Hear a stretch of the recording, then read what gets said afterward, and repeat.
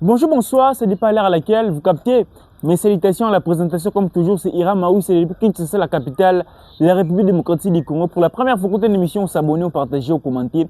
Et que ça, là, vraiment, c'est un moment incroyable. Et que c'est l'actualité, les agresses, donc, tout s'abonner, tout partager, tout commenter. Aussi, là, vraiment, qui est aujourd'hui, nous sommes encore là pour parler de l'actualité sportive. Aujourd'hui, on va parler concerné débit à rassemblement. On va parler sur le dossier RDC Nigeria. Actuellement, Nigeria, jusqu'à présent, on a une affaire ici dans affaire ici dans on va parler sur l'affaire, le dossier il y a 2025.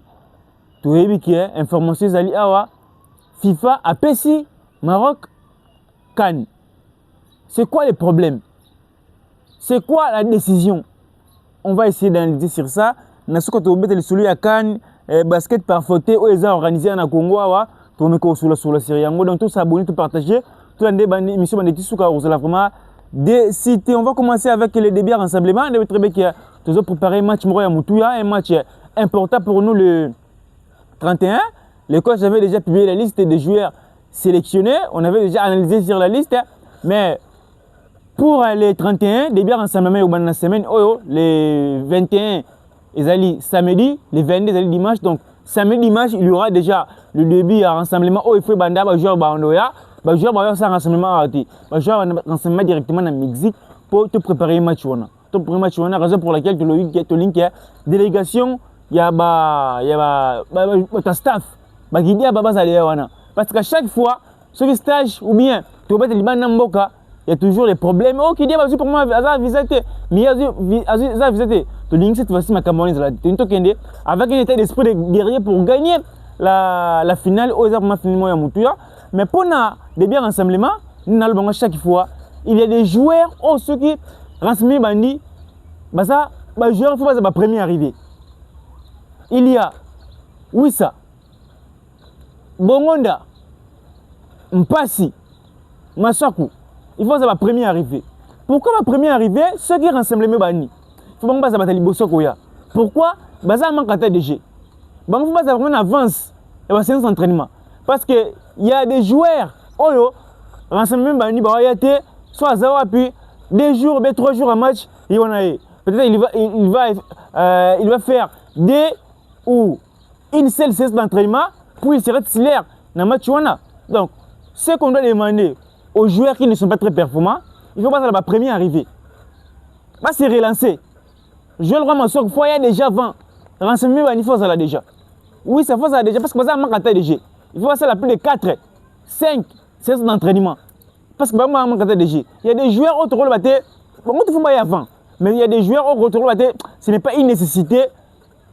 Pourquoi? Ça football makolo. Tu rôle le roi jouer le roi non, ça dit qu'il il joue à chaque fois. Bissaka il joue à chaque fois. Edoka il joue à chaque fois. Moutousami à chaque fois. Moukao il joue. Yoris il joue. Mais le joueur va marquer des jeux, il faut pas premier arrivé. Il faut pas déjà on a tania. Ça va tout le monde liboso des baya. Va travailler déjà le match qu'on va jouer contre le Burmund.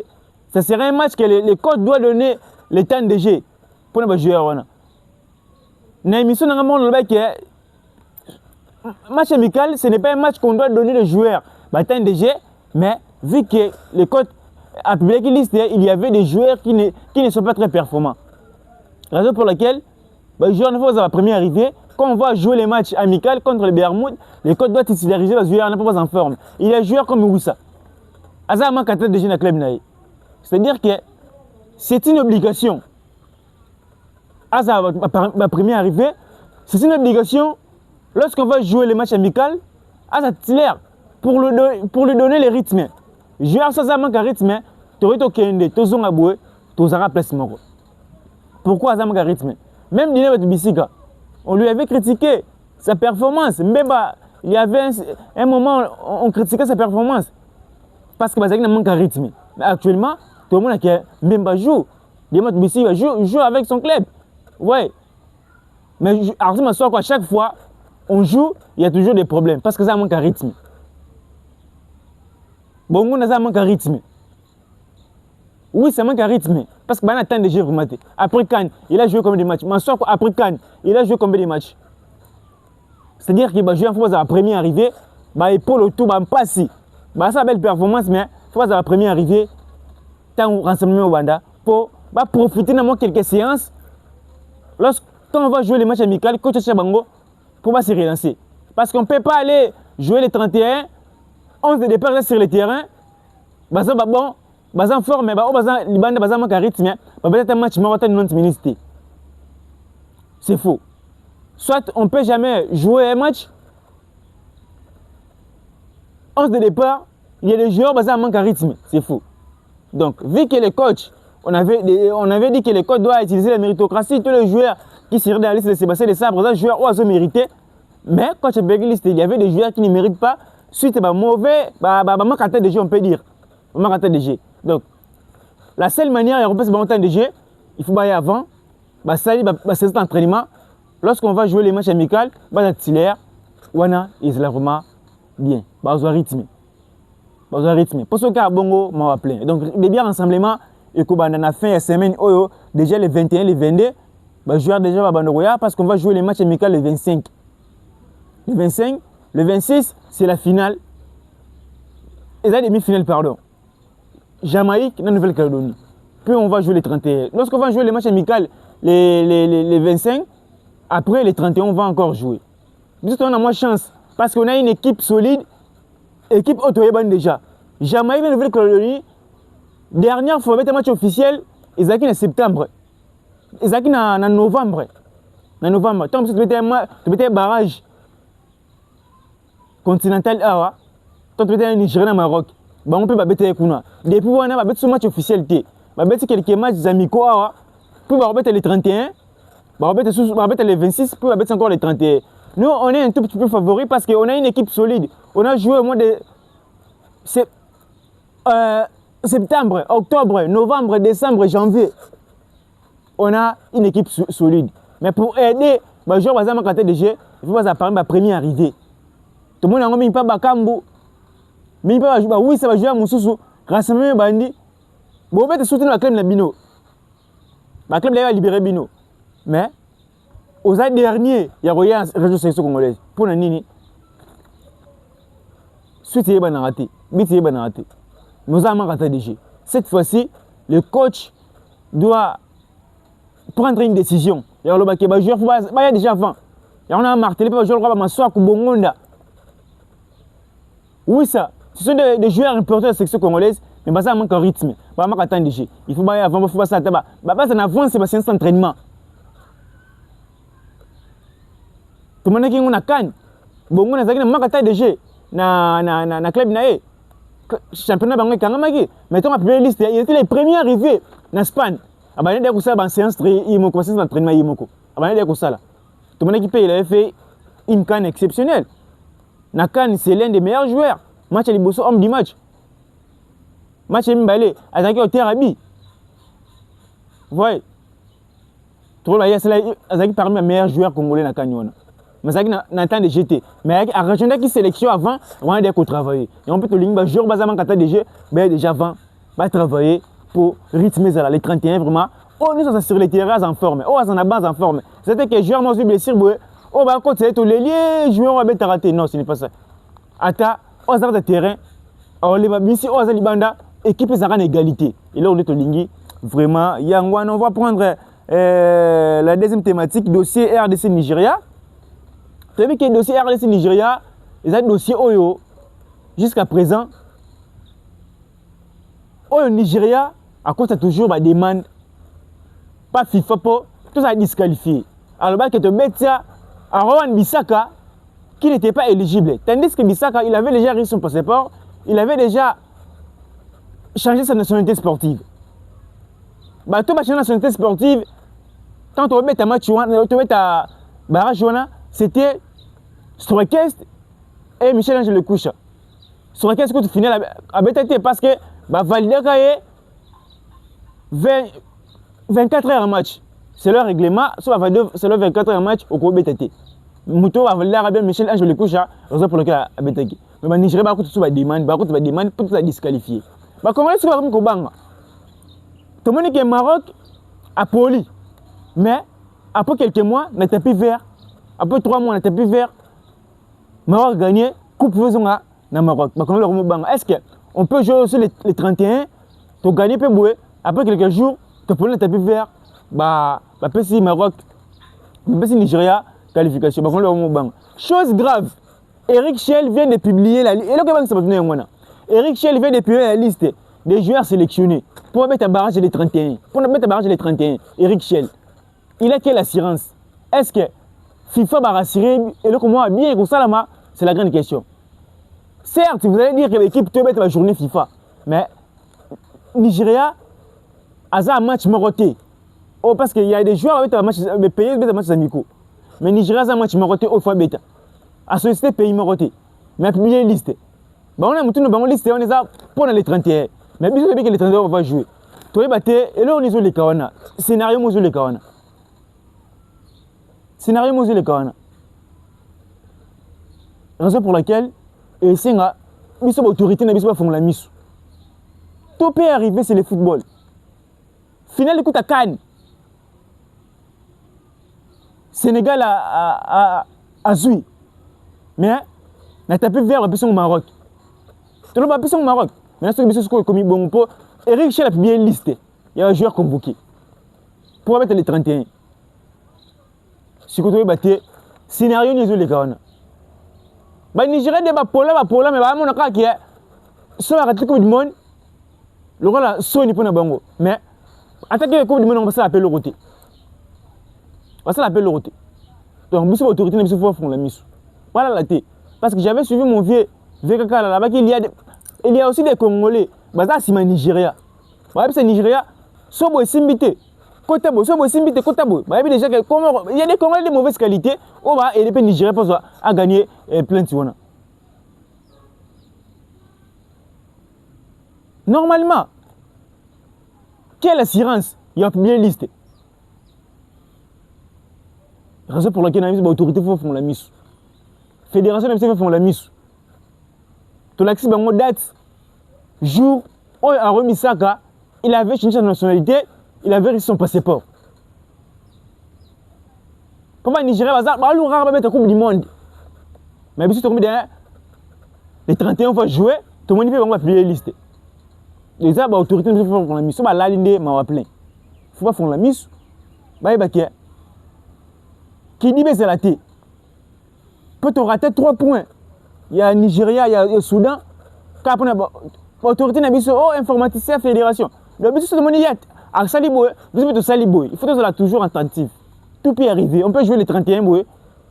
Après, on va dire que tu prends un tapis vert, on avait aligné Bissara qui n'était pas éligible. Et que ça va trop tard, à ce moment-là, au moins tout ça disqualifié. L'autorité n'a pas fait la mise. Pour tout le monde, et comme le roi à la fin du monde. Et comme le roi à la fin du monde. Et comme le roi à la fin du monde. Et c'est une autorité n'a pas fait la mise pour tout le monde, le roi à la fin du monde par rapport à Nini. Tout le monde peut Maroc. Maroc vient de gagner la CAN. C'est là, jury disciplinaire, bah, que Maroc a gagné tapis vert, 3-0. Donc Maroc est champion d'Afrique. Pour quelle raison? Pour prendre directement la troisième thématique. Pour quelle raison? Selon eux, Maroc a gagné pour Sénégal à 5 Babylone et ça correspondrait à énorme FIFA.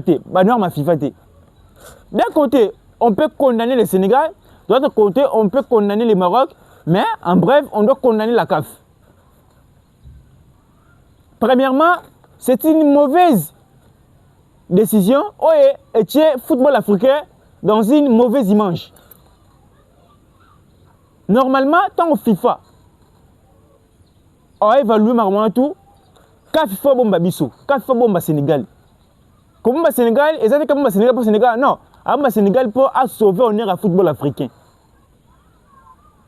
À sauver l'honneur au football africain. Mais on comprend que la CAF est sous ordre. Patrice Moutsep, il y a Fantino, ce n'est pas ça. Maroc, tout le monde, tout le match. Maroc a pour qui? Penalty à la dernière minute. Brahim les a ratés. Sénégal a tué, a gagné. Ce qui va sanctionner bien. Sénégal a gagné le tapis, Maroc a gagné le tapis vert, et déjà encore un match, après match.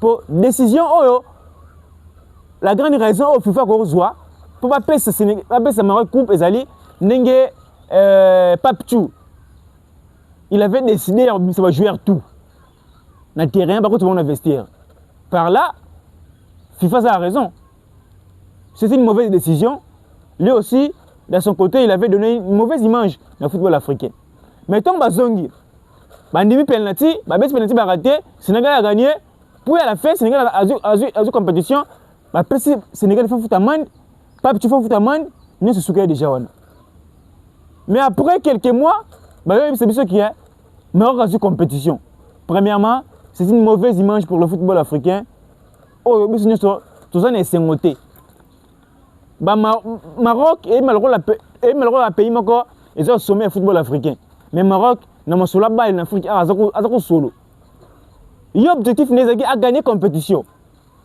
mais on lui avait donné la chance pénétrer la dernière minute pour quitter et donc ça la bongo président Maroc ceux qui ont na bango za makasi aujourd'hui actuellement quand féminine fait betama mais betama te point et ngi betama na Maroc baboyi inaperçu to bate ko betama bango objectif na bango zalaki ba gagner CAN avant no CAN banda bazali na objectif yo rêver en sous CAN 2027 avec ce ba gagner CAN 2025 25 et permettre à bango organiser CAN il y a 2027 ba gagner qui a monté raison pour laquelle c'est de toutes les façons ba gagner un tapis vert mais c'est une mauvaise décision de la part de la FIFA une mauvaise décision oh bah ça on est qui t'a communauté c'est donner une mauvaise image dans le football africain. Une mauvaise image dans le football africain. Imaginez-vous Cristiano Ronaldo joue avec ses deux manées, avec au Sénégal, à Pauline la tapis vert Maroc dans compétition. On sait qu'un football africain. Raison pour laquelle il y a des joueurs, on va préférer une nationalité, surtout avec le moi bon. En air, il y a football africain oh là là. Moutou a mérité. Oh, a mérité. Maroc a mérité. La bête finale, va gagner. Sénégal a gagné. Mais a donné la finale, la CAN. Dans Maroc, c'est une honte. Oh, yo, besoin de se payer dans le donc, autre rôle, bref, il y a ils ont imaginement abé, oh, la le football africain. Donc, autre retenir en bref, on attend. Le Sénégal peut, côté qui recourt à la test, dans le tribunal, les arbitres, il faut évaluer. Vous allez remarquer que dans le Cambodge, dans la zone Libanda. Erreur au Sénégal, le Sénégal a les Arabes, pas déclaré à jouer à tout le Libanda. Parce que dans le football, les Arabes. Mais vu que les sur le terrain, il ne faut pas FIFA ou CAF à décider de la sorte. Pour les gens qui sont tout Libanda. Attends, ils sont bon. Attends, qui peut gagner 5-0.